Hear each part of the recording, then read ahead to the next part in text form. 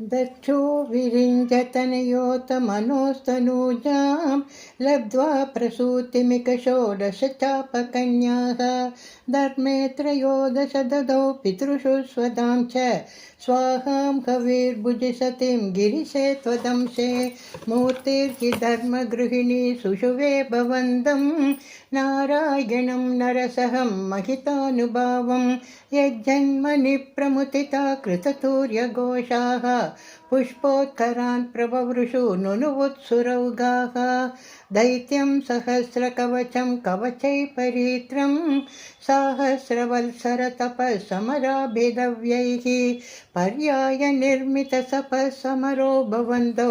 शिष्टैककङ्कटममुं न्यहतां सलीलम् अन्वाचरन्नुपदिशन् अपि मोक्षधर्मं त्वं भ्रातृमान् बदरिकाश्रममध्यवासीः शक्रोत ते शमतपो बलनिस्सहात्मा दिव्याङ्गना परिवृतं प्रजिगायमारं कामो वसन्दमलया नीलबन्धुशाली कान्दाकटाक्षविशकै विकसद्भिलासैः विद्यन्मुहुर्मुहुरकम्बमुदीक्ष्य च त्वां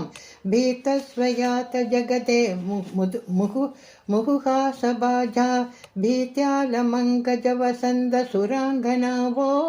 मन्मानसान्त्विकजुषद्मिति ब्रुवाणः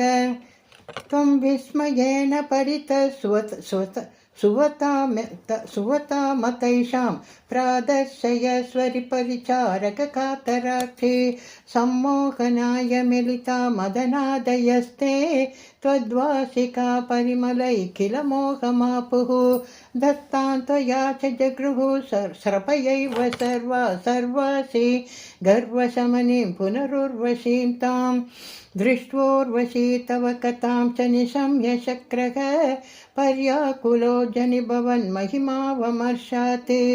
एवं प्रशान्तरमणीयतरावतारात्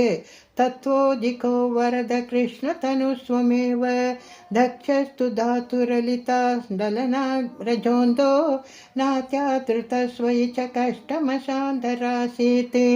येन व्यरुन्धः स भवत्तनुमेव सर्वं यज्ञे च वैरपि शुने स्वसुतां व्यमानीते कृद्धेदमर्षितमकसतुकृतशीर्षक देवप्रसादितहरादतलब्धजीवः त्वत्पूरितक्रतुवर पुनरापशान्तिं सत्वं प्रशान्तिकर पाहि मरुत्पुरेद सर्वत्र गोविन्दनाम संकीर्तनं गोविन्द गोविन्द।